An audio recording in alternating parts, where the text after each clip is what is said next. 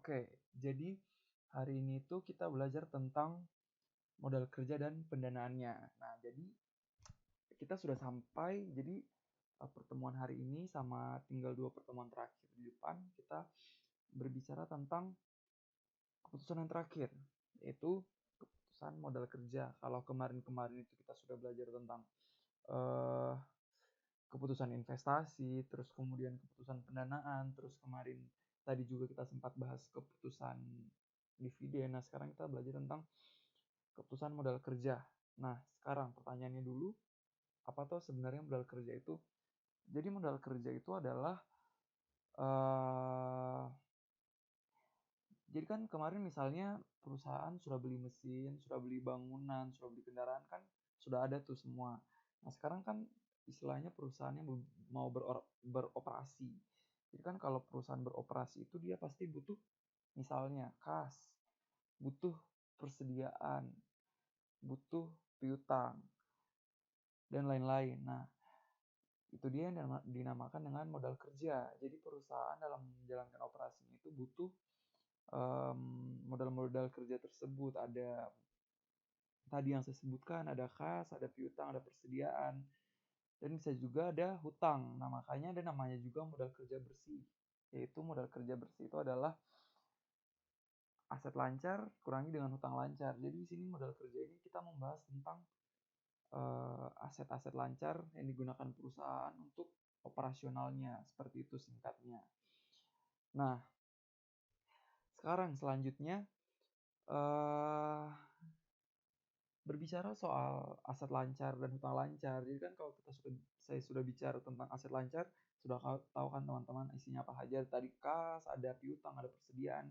Hutang lancar ada misalnya hutang dagang dan lain-lain, itu hutang lancar. Nah, sekarang permasalahannya kalau perusahaan itu memegang eh, aset lancar itu dan hutang lancar, pasti akan ada konsekuensinya, yaitu ada biaya. Karena seperti yang sudah dibilang, semuanya itu mengandung biaya.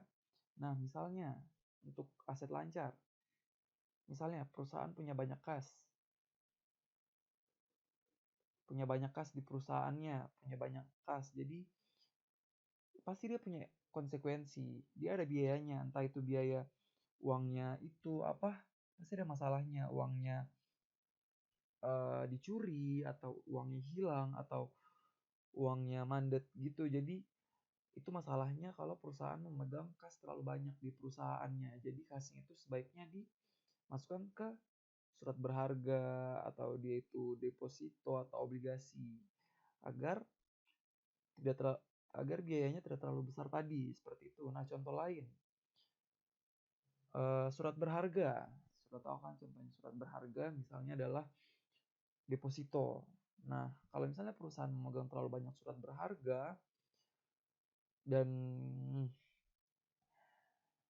misalnya kita punya utang dan orang yang punya utang itu menagih ke kita, kita belum tentu bisa bayar.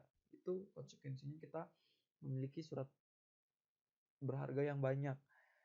Nah, jadi tadi contohnya untuk kas dan surat berharga terlalu banyak.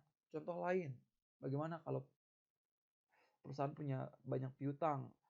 Berarti banyak orang yang mengutang ke kita. Nah, sudah tahu kan permasalahannya apa? Kemungkinan piutang kita itu tidak tertagih atau dengan kata lain uangnya kita itu mandat di peminjam atau debitur seperti itu. Nah, contoh terakhir, banyak persediaan. Kira-kira kalau perusahaan punya banyak persediaan itu masalahnya apa? Nah, masalahnya itu bisa saja yang pertama eh itu misalnya persediaannya rusak atau mungkin mengalami penyusutan persediaannya, kemudian uang mandat di persediaan atau dengan kata lain bisa saja eh, untuk membeli persediaan itu kita masih utang. Sedangkan kita punya konsekuensi bunga yang harus dibayarkan. Tapi persediaannya kita belum laku. Itu dia punya semuanya itu punya konsekuensi, dan tadi yang sudah sebutkan itu adalah konsekuensi ketika memegang aset lancar begitu banyak seperti itu. Nah, sedangkan kalau untuk eh utang lancar itu muncul karenanya kita meminjam kepada orang, atau adanya basis akrual seperti itu. Nah, sekarang pertanyaannya lagi adalah apa tugasnya manajer keuangan terkait dengan modal kerja ini.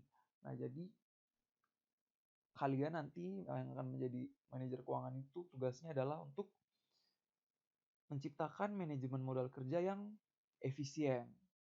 Jadi itu tugas utamanya manajer keuangan di keputusan modal kerja. Jadi kalian sebagai manajer keuangan itu harus menciptakan bagaimana supaya modal-modal kerjanya kalian itu efisien. Misalnya tadi kas, bagaimana supaya efisien biayanya, tidak usah terlalu banyak kita pegang kas. Kemudian juga piutang, bagaimana biar efisien, biar kemungkinan tidak tertagihnya dari pelanggan itu kecil. Terus persediaan, bagaimana biar biayanya persediaan itu kecil, biar itunya mungkin mengurangi kerusakan atau penyusutan seperti itu. Jadi pada bab ini kita fokusnya ke membuat efisien itu ada piutang, persediaan, dan utang dagang. Nah, sekarang pertanyaannya, bagaimana toh supaya kita bisa mengefisiensikan piutang? Nah, piutang itu bisa mengefisiensi biayanya itu dengan cara kita percepat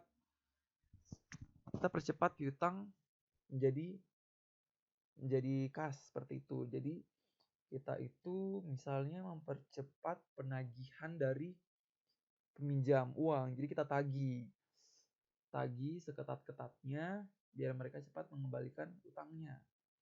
Selanjutnya, bagaimana mengefisiensikan persediaan? Nah, biar efisiensikan persediaan itu caranya kita cepat jual biar cepat menjadi kas atau uang, seperti itu. Nah, selanjutnya bagaimana mengefisiensikan utang dagang? Seperti yang saya bilang tadi, utang dagang ini sedikit berbeda dari aset lancar. Jadi cara mengefisiensikan utang dagang itu bukan malah kita percepat bayar, tapi justru kita perlambat bayarnya. Jadi kalau kalian sebagai manajer keuangan punya hutang itu sebisa mungkin perlambat saja bayarnya. Minimal jatuh tempo, bukan berarti terlambat itu kalian itu ya terlambat bayar, bukan, tapi kalian bayar itu maksimal jatuh tempo. Tujuannya kenapa? Biar uangnya atau kasnya kalian itu tetap ada di perusahaan.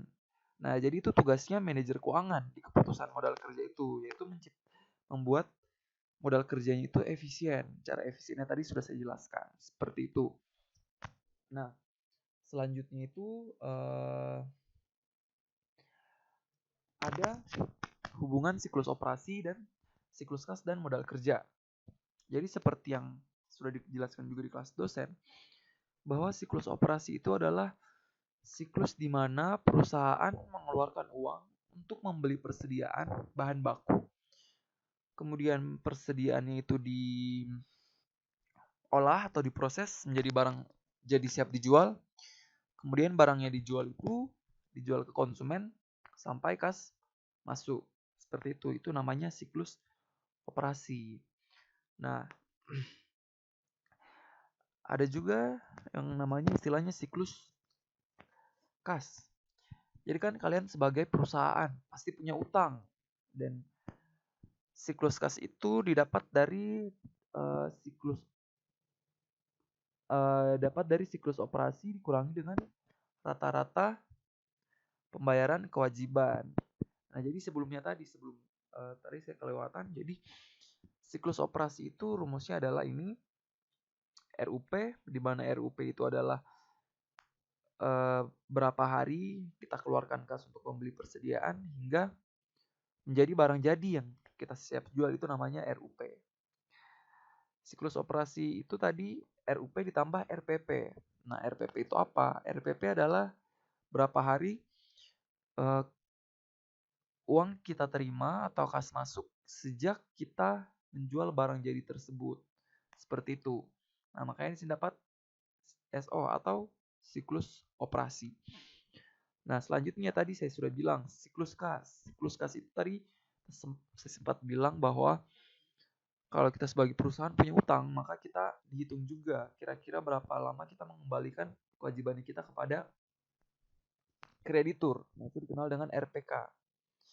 Rata-rata pembayaran kewajiban, dan sehingga siklus kas itu dia rumusnya siklus operasi dikurangi dengan rata-rata pembayaran kewajiban, seperti itu. Nah, untuk RUP sendiri cara carinya adalah 360 hari dibagi dengan penjualan dibagi dengan rata-rata piutang. Jadi di MK ini dia asumsinya adalah harinya 360 hari bukan 365. Dan selanjutnya itu RUP. RUP itu dapat dari 360 dibagi dengan HPP ditambah rata-rata persediaan. Ini komponen ini sama ini itu bisa dilihat di laporan keuangan. Nah, ada lagi tambahan satu rumus, kebutuhan dana per hari. Jadi mau hitung berapa kira-kira kita sebagai perusahaan itu butuh dana setiap harinya. Itu dapat dari dengan HPP ditambah dengan biaya operasi yang sifatnya kas atau tunai dibagi dengan 360 hari. Seperti itu. Itu hubungan siklus operasi, siklus kas, dan modal kerja. Seperti itu. Jadi dengan menggunakan siklus operasi kita bisa menghitung berapa total modal kerjanya kita dengan mencari SO dan kebutuhan dana per hari. Nah, selanjutnya bagaimana caranya kita mau menghitung kebutuhan modal kerjanya kita? Nah, seperti yang sudah dijelaskan juga di kelas dosen bahwa ada dua cara untuk menghitung kebutuhan modal kerja dari perusahaannya kita. Cara yang pertama yaitu pendekatan perputaran modal kerja, dan yang kedua adalah pendekatan aliran kas. Apa bedanya kedua ini? Beda dari keduanya ini adalah kalau pendekatan perputaran modal kerja ini dia menggunakan data historis. Saya sudah pertebal juga perputaran modal kerja menggunakan data historis, berarti data-data yang sudah ada atau menggunakan laporan keuangan yang sudah ada yang telah terjadi. Sedangkan kalau pendekatan aliran kas ini dia sedikit lebih rumit. Bukan rumit juga, tapi sedikit lebih ribet. Karena di sini manajer keuangan akan menggunakan kemampuannya untuk melakukan estimasi. Estimasi dari kejadian yang akan datang tahun berikutnya. Seperti itu. Jadi itu bedanya dua pendekatan ini. Modal kerja seperti tadi, perputaran modal kerja menggunakan data historis, sedangkan perputaran aliran kas itu menggunakan estimasi. Sekarang kita bahas satu. Cara yang pertama, yaitu pendekatan perputaran modal kerja. Ini dia lebih simpel daripada pendekatan aliran kas, di mana langkah-langkahnya itu ada 3. Yang pertama, kita hitung dulu siklus operasinya dengan rumus yang tadi. Siklus operasi kan tadi rumusnya RUP ditambah RPP, seperti itu. Terus langkah yang kedua, kita hitung kebutuhan dana per harinya juga. Nah, tadi sudah ada rumusnya di atas tadi. Hitung kebutuhan dana per harinya. Kemudian hitung kebutuhan modal kerja. Hitung kebutuhan modal kerjanya itu didapat dari berapa hari siklus operasinya kita dan berapa kebutuhan dana per harinya. Seperti itu. Segampang itu untuk pendekatan perputaran modal kerja. Nanti untuk lebih jelasnya di soal. Sedangkan pendekatan yang kedua ini jauh lebih ribet karena ada beberapa langkah. Yang pertama itu buat proyeksi laporan keuangan. Buat proyeksi laporan keuangan ini artinya manajer keuangan itu harus membuat proyeksi dari komponen-komponen laporan keuangan. Misalnya laporan laba rugi, ada penjualan.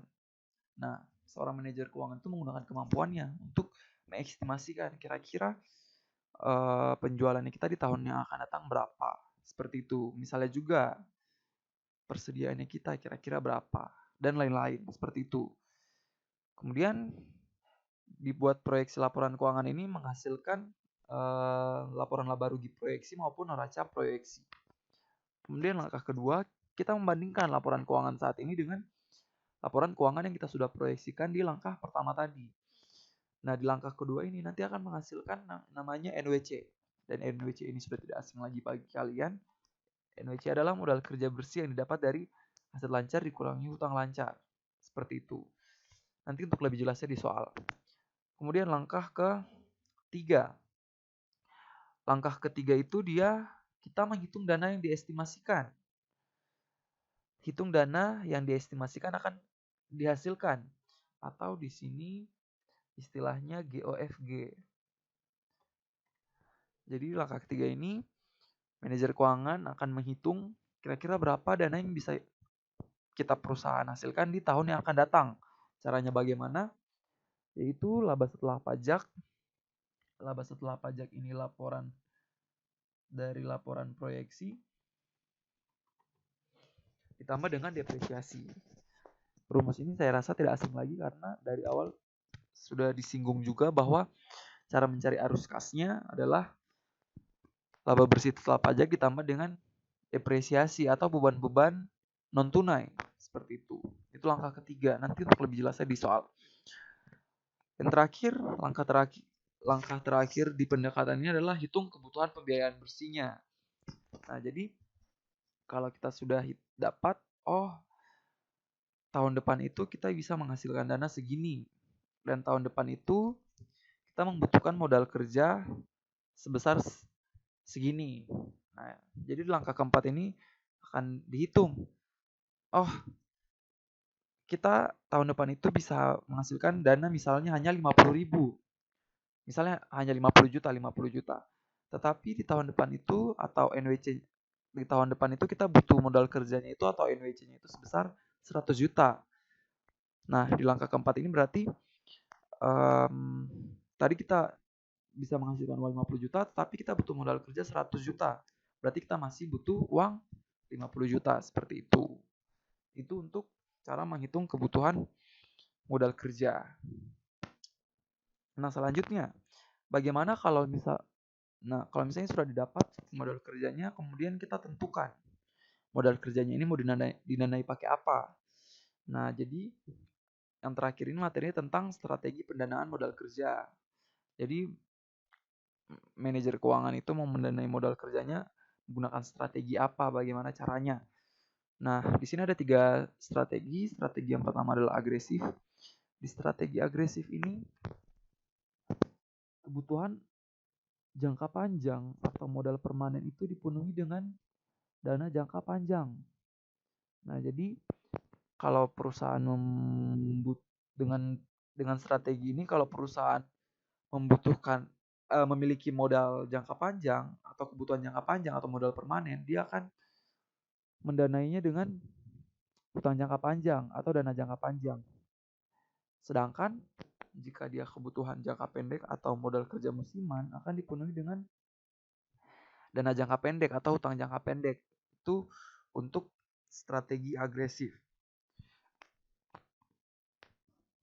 Nah, selanjutnya ada strategi konservatif. Nah, strategi konservatif ini dia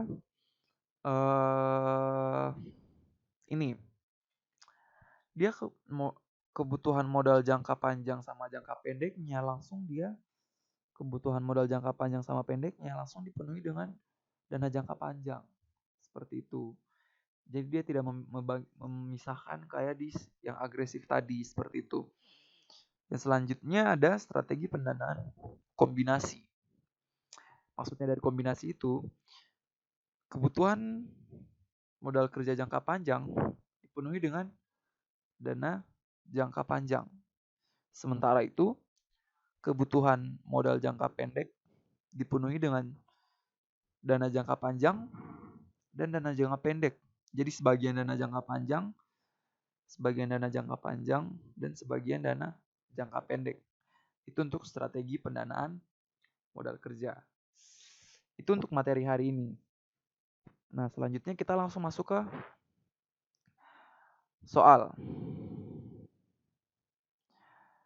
Saya bahas dulu nomor 1. Nomor 1 itu PT Oki sedang berfokus untuk melakukan pengelolaan kas secara efisien. Diketahui rata-rata umur persediaan 150 hari. Dan rata-rata pengumpulan piutang 50 hari. Hutang akan dibayar setelah 45 hari atau RPK-nya. Kemudian memiliki penjualan tahunan sebesar 850 juta. Diasumsikan tidak terdapat perbedaan investasi per rupiah pada penjualan di persediaan, piutang, dan hutang dagang. Dan setahun terdapat 365 hari. pertanyaan di nomor 1. Hitunglah siklus operasi perusahaan. Yang kedua, yang B, siklus kas perusahaan. Dan yang ketiga, bagaimana manajemen mungkin bisa mengurangi siklus kas. Oh iya, jadi sebelum saya bahas soal, jadi selain tugasnya manajer keuangan itu untuk mengefisiensikan modal kerja, tetap tugasnya juga itu yaitu mempersingkat siklus operasi dan siklus kas. Seperti itu. Itu tugasnya manajer keuangan. Makanya di pertanyaan yang C adalah bagaimana manajemen mungkin bisa mengurangi siklus kas. Seperti itu. Nah, jadi di nomor 1 ini sudah diketahui RUP-nya berapa, 150 hari. RPP-nya berapa, 50 hari. Dan RPK-nya 45 hari. Tinggal kita masukkan ke rumus tadi. Nah, jadi langsung saja kita jawab yang nomor 1. Nah, jadi kan tadi sudah diketahui RUP-nya 150 hari, RPP-nya 50 hari, sama RPK-nya 45 hari. Seperti itu. Nah, jadi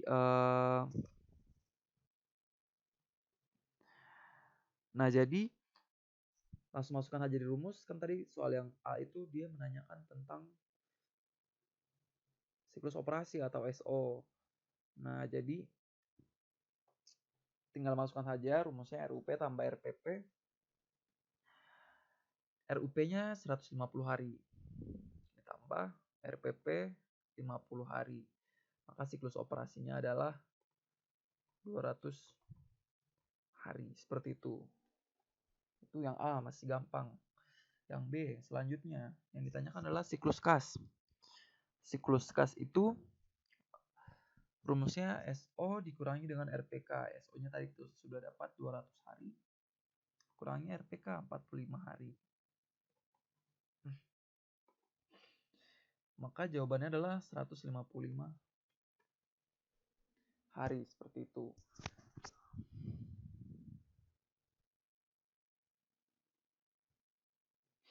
Nah,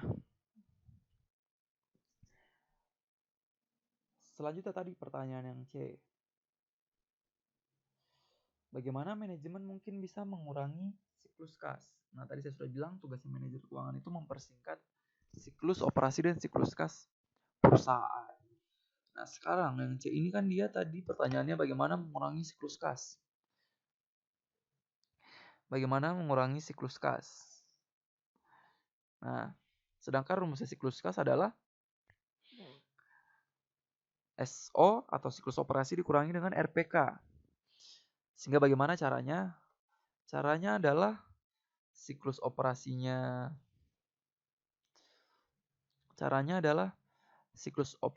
dipersingkat dan namun pembayaran kewajibannya diperpanjang. Nah, seperti yang saya sudah bilang tadi, bahwa kalau kita menghutang itu paling tidak bayar selambat-lambatnya, paling tidak jatuh tempo, seperti itu. Paling tidak jatuh tempo, biar kas tetap ada di perusahaan. Jadi itu pertanyaan dan jawaban nomor 1.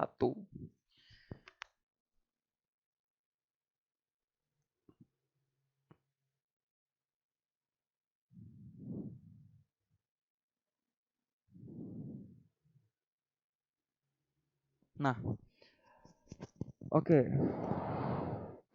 Selanjutnya, soal yang kedua. Jadi soal yang kedua ini PT ALB Tbk memiliki perkiraan total pendanaan yang dibutuhkan untuk tahun yang akan datang ditunjukkan dalam tabel berikut. Nah, di situ dipaparkan bulannya dari Januari sampai Desember berapa total kebutuhan dananya, seperti itu. Nah, itu bisa dilihat sendiri. Kemudian pertanyaan yang A, klasifikasikan pendanaan perusahaan ke dalam modal kerja permanen dan musiman. Carilah rata-rata per bulan untuk masing-masing modal kerja. Nah, jadi kita kerjakan dulu soal yang A. Jadi tadi saya sudah pindahkan di setiap bulan berapa total kebutuhan dananya. Tadi disuruh cari klasifikasikan. Nih, klasifikasikan pendanaan perusahaan ke dalam modal kerja permanen dan musiman. Nah, sekarang kita cari dulu modal permanennya. Jadi modal permanen itu diambil dari berapa kebutuhan dana minimal dari semua bulan ini. Jadi artinya modal permanen itu dia kenapa diambil yang minimal dari yang di sini? Karena artinya modal permanen istilahnya setiap bulan itu harus ada segitu. Nah, makanya dibilang minimal. Jadi misalnya minimal harus ada 10 juta seperti itu, 10 juta. Berarti modal yang menjadi modal permanen adalah 10 juta. Nah, sekarang modal permanennya tadi saya sudah bilang berapa modal permanennya itu dilihat berapa angka paling kecil di total kebutuhan dana dari Januari sampai Desember ini. Dan bisa teman-teman lihat yang paling kecil itu adalah 40 juta. Nah, 40 juta inilah yang akan menjadi modal permanen. Jadi saya tulis dulu 40 juta. Oke. 40 juta.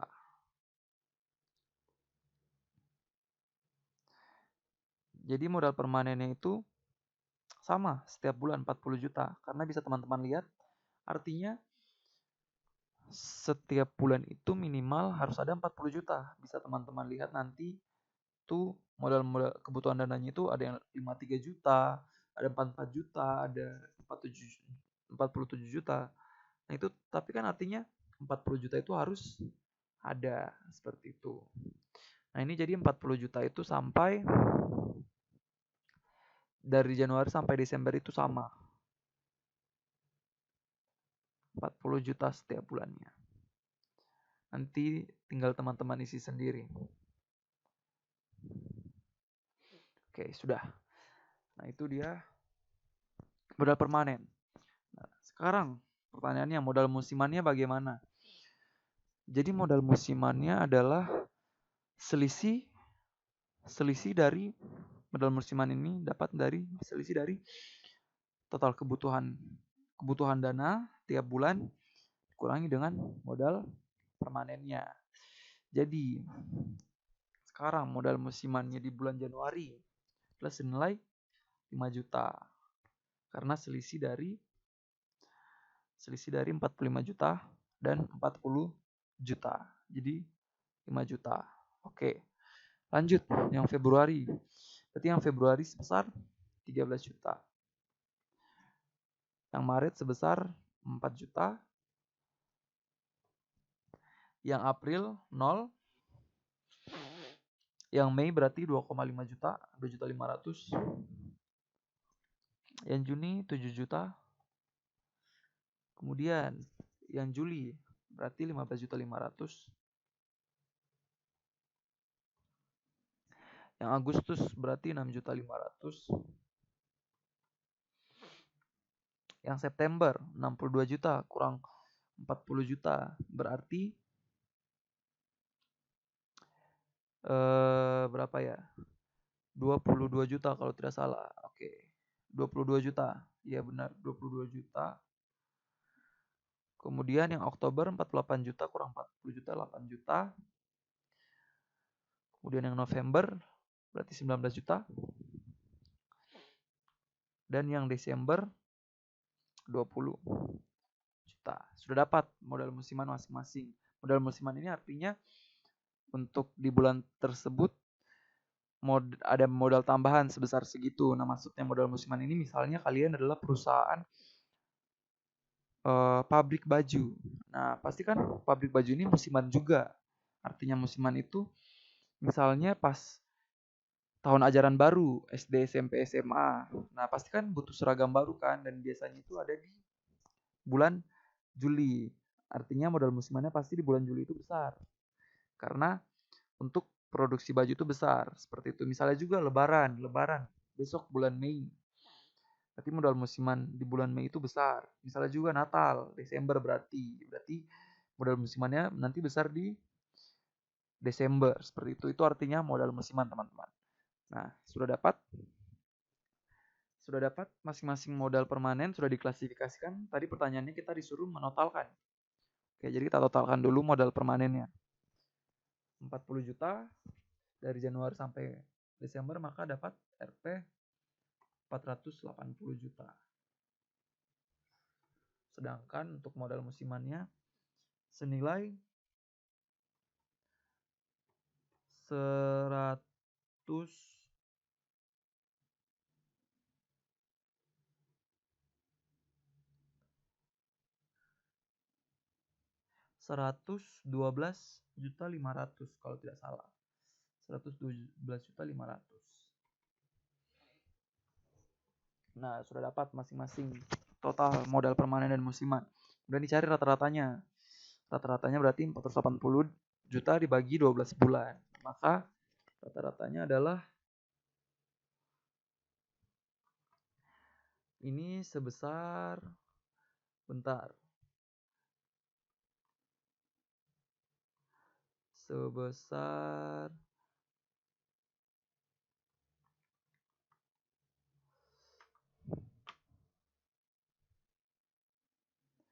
ini ada salah, ini 122.500.000 yang benar.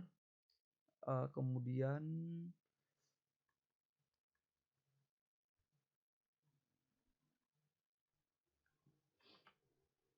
maka ini dapat besar 40 juta. Nah, itu. Nah, sekarang rata-ratanya modal musimannya berapa? Bagi 12.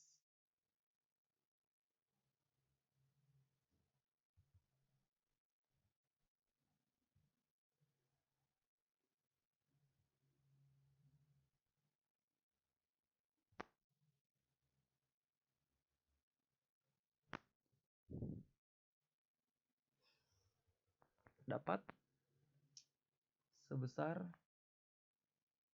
10.208.333. Sudah dapat. Itu untuk nomor A. Selesai kita. Nah, sekarang lanjut yang soal B. Tentukan jumlah dari pendanaan jangka panjang dan jangka pendek untuk menentukan total pendanaan yang dibutuhkan perusahaan dengan menggunakan strategi agresif dan strategi konservatif. Asumsikan bahwa dalam strategi agresif, pendanaan jangka panjang digunakan untuk pembiayaan permanen dan pendanaan jangka pendek untuk pembiayaan musiman. Nah, kita bahas lagi yang B sekarang. Masing-masing agresif. Nah, jadi yang agresif ini dia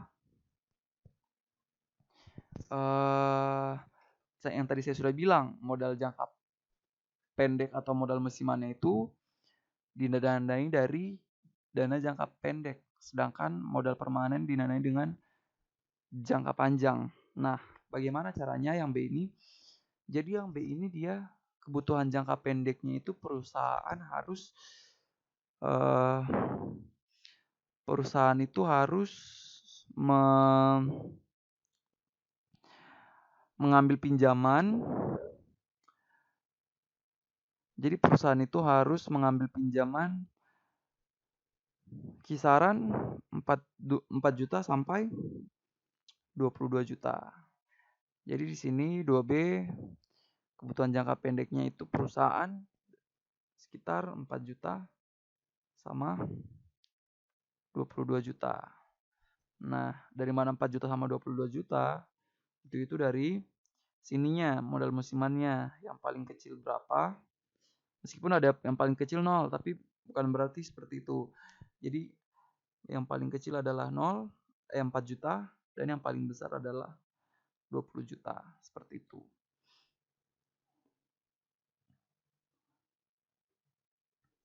Nah, seperti itu. Selanjutnya, sedangkan untuk kebutuhan jangka panjangnya itu dia lihat dari modal permanennya. Dan itu modal permanennya bisa dilihat adalah 40 juta. Jadi untuk memenuhi kebutuhan jangka panjangnya atau kebutuhan modal permanen, maka dia harus meminjam dana 40 juta. Seperti itu. Sedangkan Kalau strategi konservatif, seperti yang saya bilang tadi di materi tadi ini, strategi konservatif itu dia kebutuhan jangka panjang sama pendeknya dipenuhi langsung dengan dana jangka panjang. Maka pendanaan konservatif ini dia langsung meminjam uang yang paling besar. Jadi langsung meminjam uang yang paling besar karena dia tidak suka risiko. Dalam artian dia seperti ini, dia tidak suka risiko itu artinya daripada nanti modalnya kurang, mending kita langsung pinjam saja banyak, biar nanti kalau tidak cukup modal kerjanya kita masih punya, seperti itu. Nah, makanya strategi ini melihat dana yang paling besar di total kebutuhan dana. Dalam hal ini adalah senilai ini 62 juta.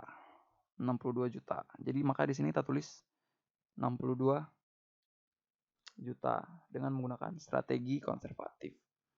Itu untuk soal yang B. Lanjut soal yang C. Yang C itu soalnya adalah asumsikan bahwa biaya pendanaan jangka pendek 15% per tahun dan biaya pendanaan jangka panjang 20% per tahun. Gunakan rata-rata dari poin A untuk menghitung total biaya masing-masing strategi pada poin B. Nah, jadi di sini yang C ini dia mau menghitung kira-kira berapa toh biayanya yang dihasilkan dari masing-masing strategi ini, baik agresif maupun konservatif. Nah, seperti yang sudah saya bilang juga tadi bahwa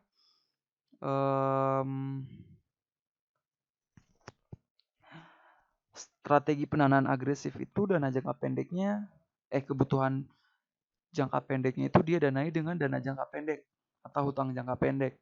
Sedangkan kalau modal jangka panjangnya dia danai dengan dana jangka panjang atau hutang jangka panjang. Maka untuk modal jangka pendeknya dia menghasilkan biaya sebesar ini.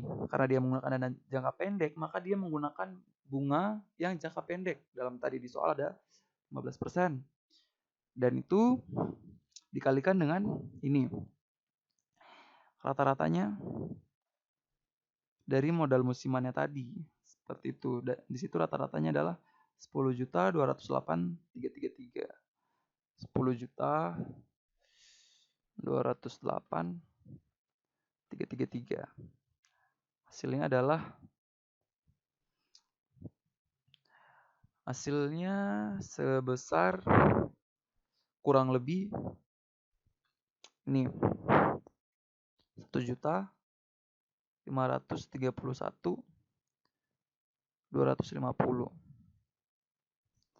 Nah, itu untuk jangka pendek, biaya yang dihasilkan dari dana jangka pendek.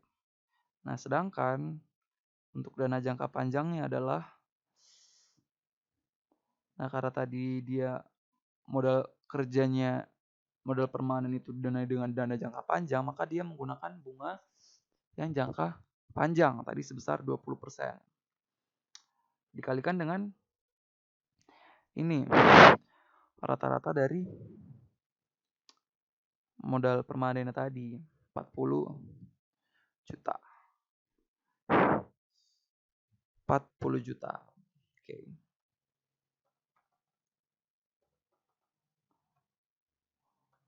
Sehingga didapat dia 8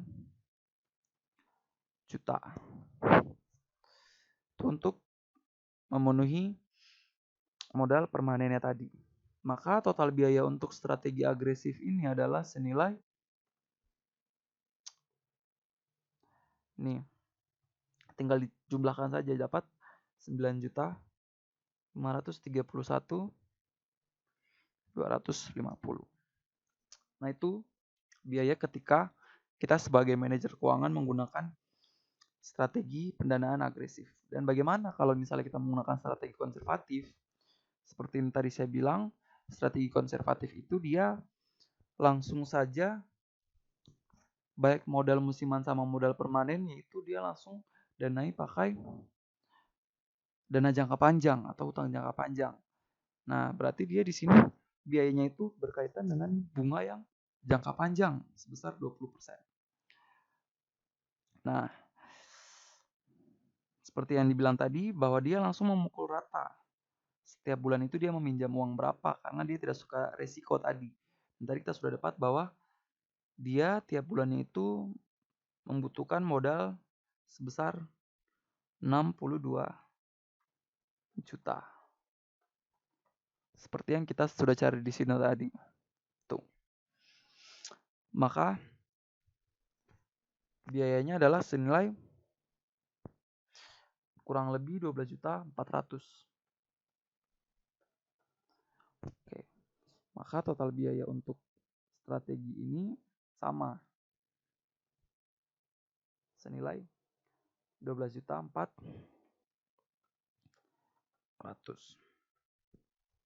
Nah, sekarang bisa dilihat perbedaan strategi saja ada selisih.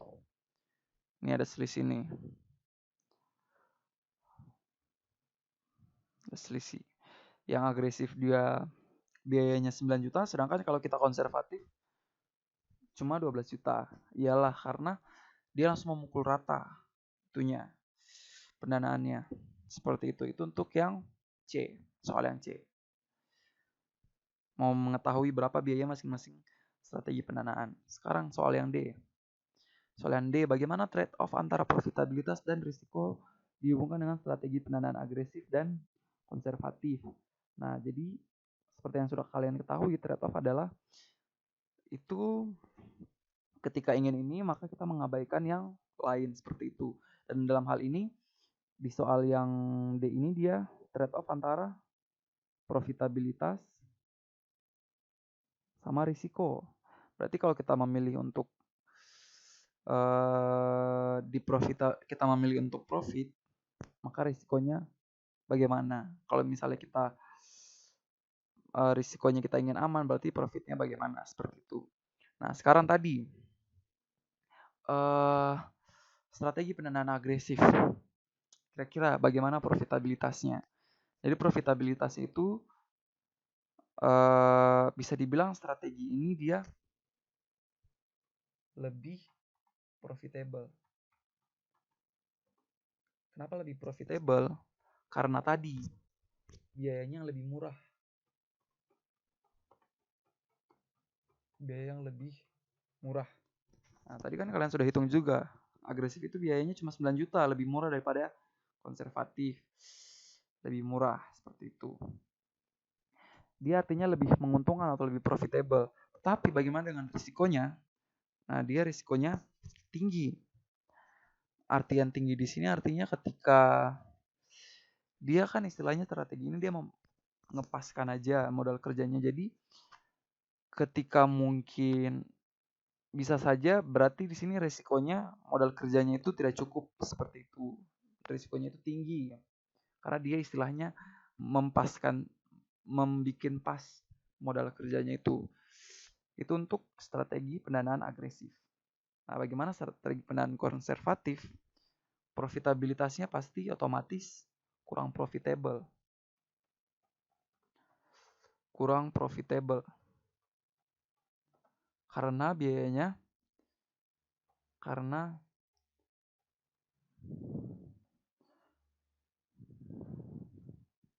mahal. Nah, tadi kalian sudah hitung juga. Kalau konservatif itu dia biayanya jauh lebih mahal. Di sini dia contohnya 12.400.000. Jauh lebih mahal berarti biaya besar kan berarti artinya kita untungnya sedikit seperti itu. Tetapi bagaimana dengan risikonya? Dia risikonya itu rendah. Artinya di sini kan tadi saya sudah bilang dia pukul rata semua dengan dana yang paling besar. Karena dia tidak mau mengambil risiko nanti ada ketidakcukupan modal kerja.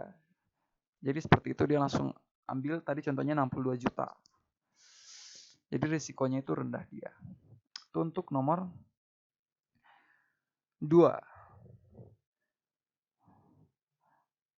Nah, sekarang lanjut yang nomor 3. Nomor 3 itu soalnya adalah berikut adalah laporan keuangan PT ANA tahun 2019. Diketahui ada neraca sama laba ruginya. Seperti itu. Nah, pertanyaannya adalah berdasarkan data laporan keuangan di atas. Tuh, pada laporan keuangan di atas, hitunglah kebutuhan modal kerja menggunakan pendekatan perputaran modal kerja sama aliran kas. Seperti itu. Jadi, nomor 3 ini tadi, kita mau menghitung berapa modal kerja yang kita butuhkan menggunakan dua pendekatan tadi. Nah, langsung saja kita langsung jawab yang 3A dulu. Nah, tadi pendekatan perputaran modal kerja. Nah, dengan pendekatan ini dia menggunakan data historis, data yang sudah terjadi. Maka dia menggunakan data-data laporan keuangan yang sudah ada. Tadi juga langkah-langkahnya sudah dijelaskan, ada kurang lebih ada 3 atau 4. Langkah yang pertamanya itu yaitu kita hitung siklus operasinya dulu. Tadi siklus operasi adalah rumusnya RUP ditambah RPP. Dan karena di sini masih datanya dalam bentuk laporan keuangan, maka RPP-nya belum didapat dan RUP-nya juga. Jadi kita hitung, cari dulu. Kita hitung dulu berapa RUP-nya. Dapat dari 360 dibagi dengan penjualannya. Kita lihat penjualannya di situ berapa. 8 juta. Penjualannya adalah 8 juta bagi dengan rata-rata piutang. Rata-rata piutangnya adalah 120.000. Ingat itu dalam ribuan rupiah, berarti piutangnya 120 juta itu harusnya. Dan penjualannya berarti 8 miliar, bukan 8 juta. Itu supaya tidak terlalu banyak nolnya. Nah, kalau kalian hitung nanti hasilnya 360.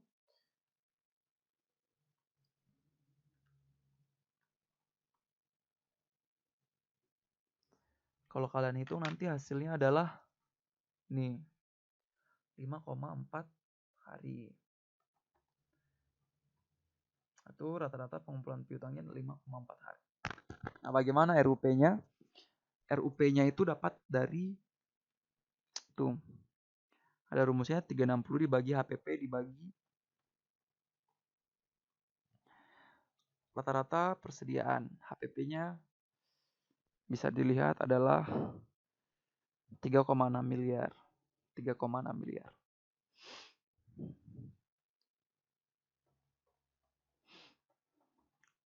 Dibagi dengan persediaannya.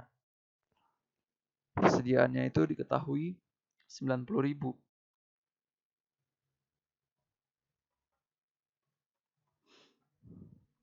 Maka kalau kalian hitung hasilnya adalah 9 hari. Untuk rata-rata umur persediaannya adalah 9 hari. Maka kita sudah bisa dapat siklus operasinya berapa. Tinggal 5,4 ditambah 9. Hasilnya adalah 14,4 hari. Itu langkah pertama, baru langkah pertama yaitu hitung siklus operasi. Langkah kedua, hitung kebutuhan dana per hari. Di situ sudah ada juga rumusnya. Kebutuhan dana per hari itu adalah HPP ditambah biaya operasi dibagi 360. Jadi di sini biaya operasi yang dimaksud ini adalah biaya operasi yang kita keluarkan secara kas. Kita mengeluarkan kas. Seperti itu. Nah, diketahui HPP-nya tadi adalah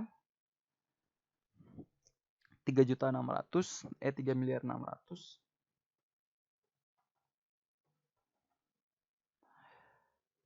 ditambah biaya operasinya senilai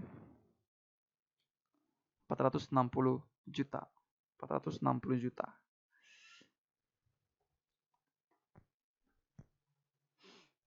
Nah, kalau kalian hitung nanti dapatnya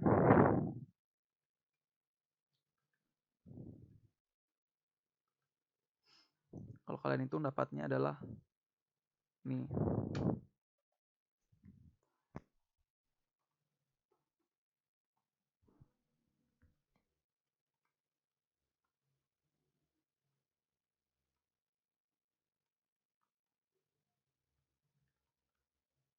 Dapatnya adalah 11.277,78. Ini dalam rupiah ya.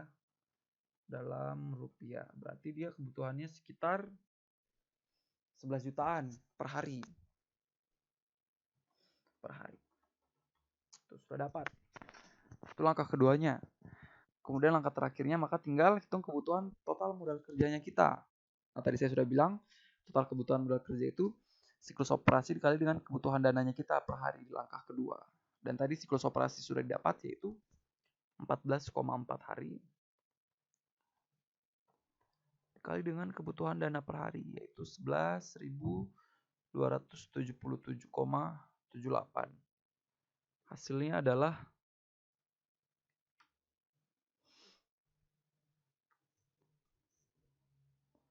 162.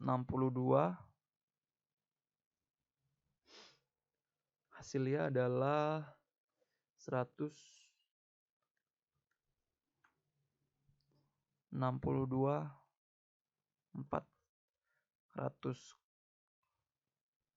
Itu nanti kalau kalian hitung ada koma-komanya.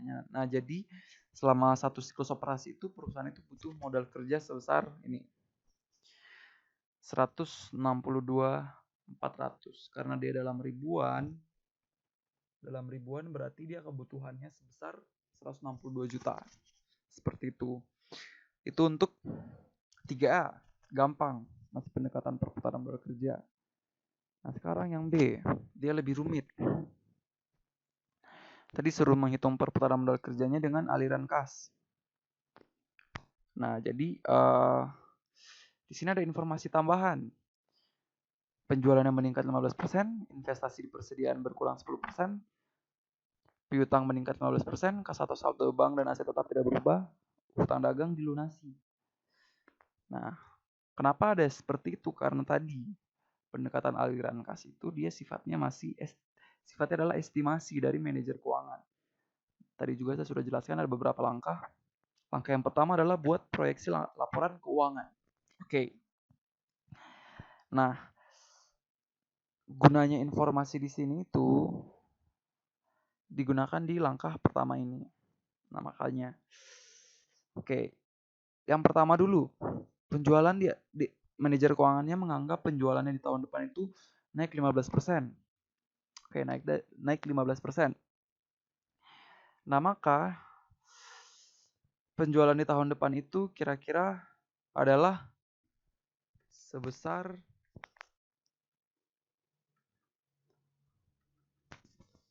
9.200.000.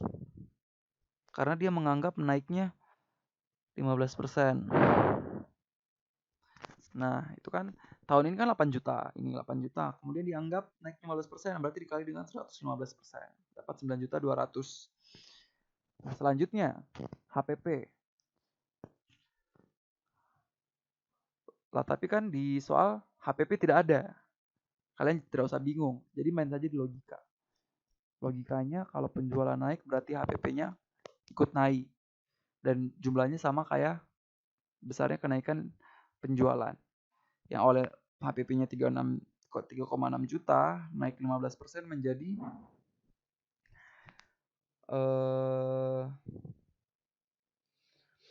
ini 4.140.000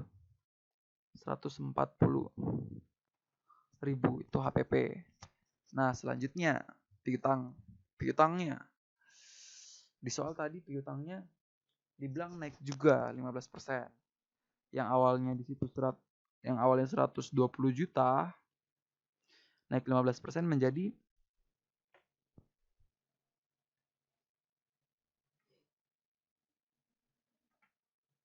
138 juta. Ingat, awalnya 120 juta naik 15%, maka dikalikan 115%. Kemudian informasi yang terakhir, dibilang persediaannya berkurang 10%. Maka dia turun 10%, yang awalnya 90.000 menjadi 81.000. 90.000 itu tahun ini. Karena dia turun 10%, maka dikali 90%.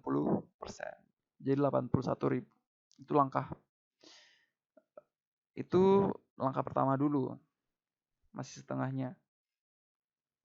Nah, kan sudah didapat nih komponen-komponennya. Sekarang kita buat proyeksi laporan keuangannya. tadi diketahui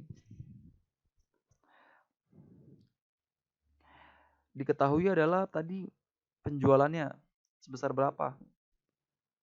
Penjualannya itu diketahui tadi sebesar 9.200.000. 9.200.000. Penjualannya 9.200.000 tadi yang kita sudah estimasikan tadi. Nah, HPP-nya tadi berapa? HPP-nya nih 4.140. 4.140. Maka dapat laba kotor operasinya menurut estimasi sekitar 5.060.000. Itu laba kotor operasi. Yang lainnya dianggap sama, kayak beban depresiasi dan biaya operasi. Beban depresiasinya sama kayak tahun ini 60.000. Biaya operasinya juga 460.000.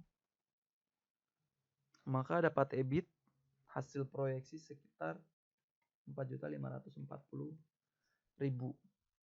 Nabungannya dianggap juga sama kayak tahun ini 230.000, maka EBT-nya sebesar 4.310.000. Seperti itu. Dia dapat dikurangi pajak. Pajak itu 20% dari EBT. Berarti dapat sekitar 862.000. Oke.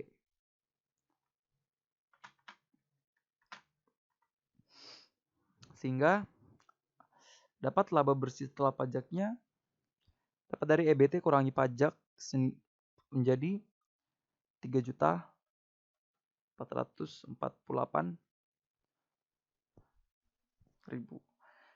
Nah, jadi manajer keuangan itu mengestimasikan bahwa tahun depan itu laba bersihnya perusahaan itu sebesar ini 3,4 miliar. 3,4 miliar. Itu baru langkah 1. Jadi baru langkah 1, sedikit panjang memang pendekatan ini. Sekarang langkah kedua yaitu ini. Kita membandingkan laporan keuangan saat ini dengan laporan keuangan proyeksi yang telah dibuat di langkah pertama tadi. Nah, jadi di sini ada catatan. Yang dibandingkan hanyalah aset lancar dan hutang lancar. Ingat, aset lancar dan hutang lancar. Seperti itu. Nah, sedangkan yang di komponen laporan keuangannya perusahaan di sini kan aset lancar itu hanya kas, persediaan piutang, sama perlengkapan. Tapi kan perlengkapan tidak mengalami perubahan tadi. Kemudian hutang lancar itu diasumsikan hanya hutang dagang. Meskipun bisa juga hutang bank ini menjadi hutang lancar juga. Tapi diasumsikan yang hutang lancar sini cuma hutang dagang. Oke. Nah, jadi kita membandingkan. Oke. Nah, di laporan keuangan tahun ini atau tahun 2018, piutangnya tadi sebesar 120.000. Sebesar 120.000. Tetapi tahun ini, di tahun depan itu dianggap piutangnya menjadi 138.000. Oke. Jadi kita tulis 138.000.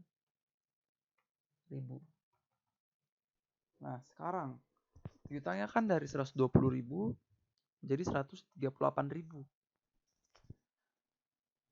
Nah, meningkat kan berarti itu kita menggunakan dana sebesar 18.000. Jadi kalau saya kasih dalam kurung artinya dia penggunaan dana. Kalau tanpa dalam kurung itu berarti dia sumber dana. Seperti itu.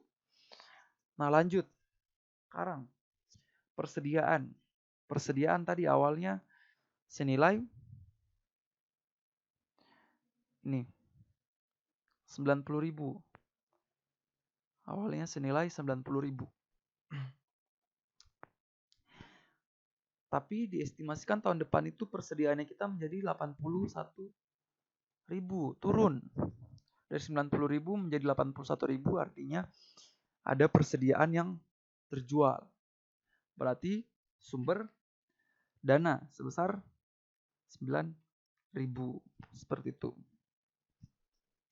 Nah, yang selanjutnya, utang dagang. Tadi jangan lupa di informasi terakhir, utang dagang dilunasi. Oke, kalau kita lunas utang dagang kan berarti pakai uang kan. Awalnya itu utang dagangnya kita senilai ini 92.000. 92.000 di tahun ini, berarti tahun depan utang dagangnya kita menjadi 0. Oke. Berarti kita bayar utang. Berarti kita otomatis menggunakan dana sebesar 92.000. Nah, sekarang sudah dapat nih sumber sama penggunaan dananya masing-masing. Sekarang kita jumlahkan ke bawah. Pertama 18.000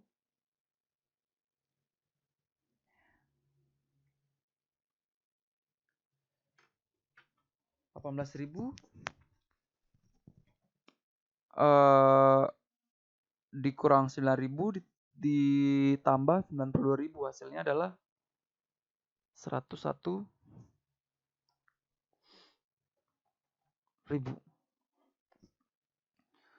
Oke, artinya 101.000 ini apa?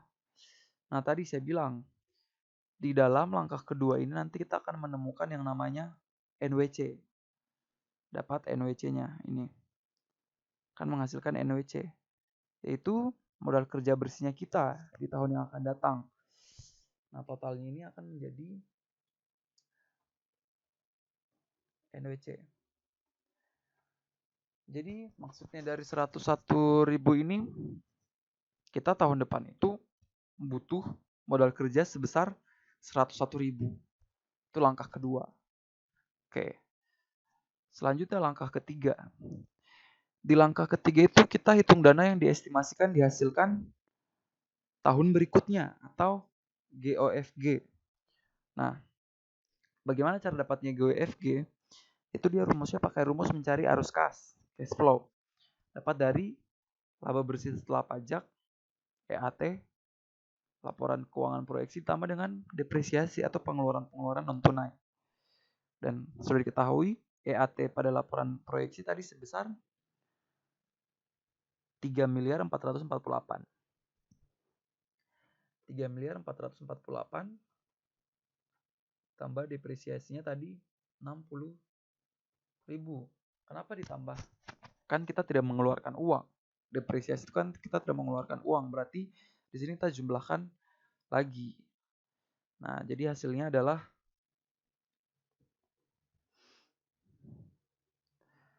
3.508. Nah, jadi ternyata tahun depan itu kita mampu menghasilkan kas senilai 3.508. Sedangkan kita butuh modal kerja itu hanya 101 juta. Nah, sekarang langkah terakhir dari pendekatan ini. Kita hitung pembiayaan bersihnya. Dapat dari NWC ditambah GOFG. Tadi NWC-nya adalah 101 juta. Dan GOFG-nya adalah tadi 3.508. Nah, maka pembiayaan bersihnya kita 3.407 juta. Nah, jadi artinya di langkah keempat ini kita tahun depan itu butuh modal kerja atau NWC sebesar 101 juta. Tapi kita mampu menghasilkan kas sebesar 3.508 juta. Berarti tidak ada masalah kan ya? Uang kita masih banyak kok. Kebutuhan kita cuma 100 juta. 100-an juta. Sedangkan kita masih mampu menghasilkan kas 3,5 miliar.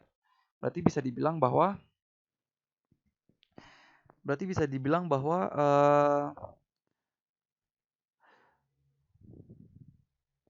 kas operasionalnya perusahaan di tahun proyeksi masih mencukupi untuk membutuhi kebutuhan modal kerja pada tahun tersebut.